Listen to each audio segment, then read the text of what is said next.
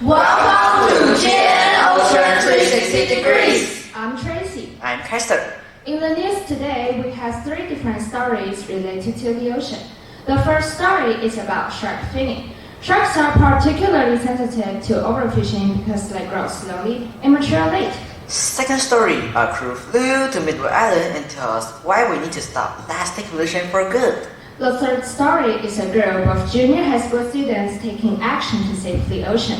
No one is ever too small to make a difference. Our oceans cover 71% of the Earth's surface. They provide us with food, recreation, and an amazing abundance of life. These resources exist in a complex and vulnerable balance. If we're not careful, we could lose some of our ocean's most incredible wonders forever. Today's first story concerns shark finning. Scientists are alarmed as rich sharks are disappearing from the oceans. 2 sharks are swimming in the ocean happily.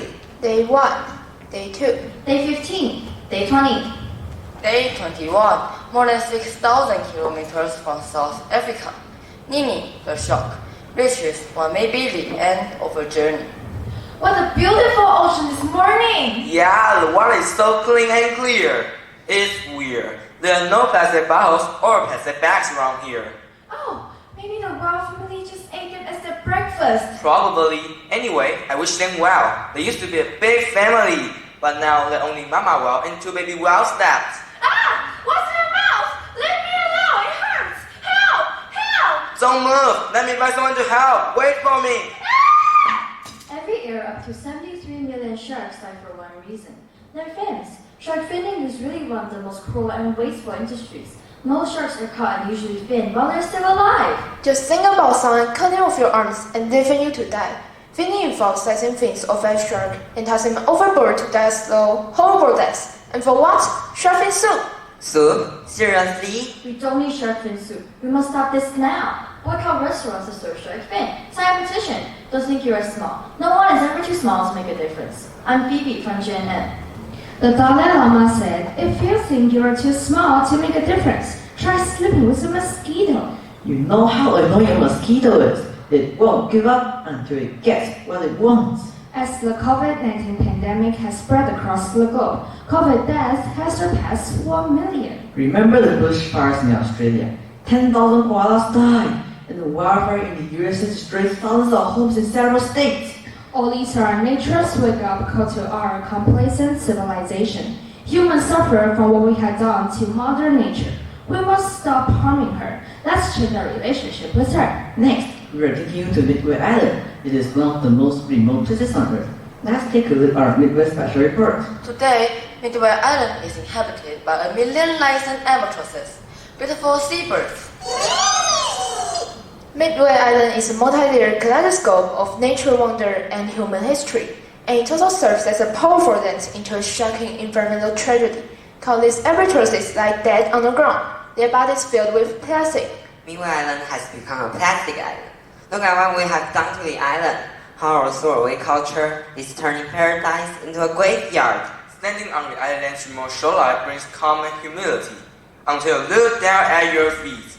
On the beach lies A flip-flop, A toilet brush? Umbrellas with a helmet? An umbrella? Or this, a plastic strip from cheapest stimulus vouchers envelope. It's unnecessary. They didn't fall from a plane or off a ship, and there aren't any civilians living here who could have left them behind. you're washing with the tide from thousands of miles away, which you probably contribute to. Plastic coffee cups, plastic water bottles, plastic bags. Reason one is to throw them away.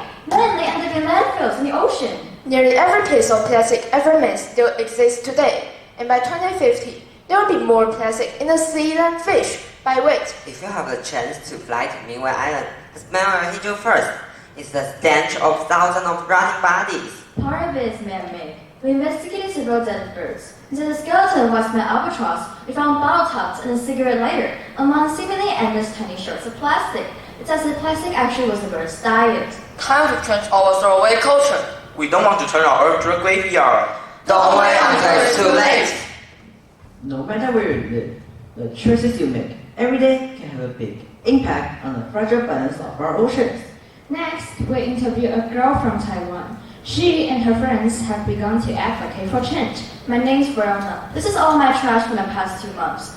2 years ago, I stopped using plastic straws because I saw a video of a worker removing a 10-centimeter plastic straw that was entirely embedded into a nostril of a sea turtle. It's so sad. So I told my friends, and we decided to live a zero-waste lifestyle. We started a Say No to Plastic campaign. No to plastic straws. Join us. No to plastic forks and spoon.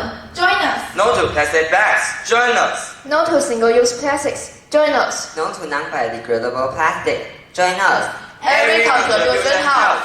Join us. We are stronger together. Join us. We are never too small to make a difference. We are here to make a big difference. We live in a global village. We must work together to make the world a better place. Next year, we'll show you how much trash we collect. A topic can be put in a small glass jar. You are never too small to make a difference. Thank you for watching, Jen. See you next time.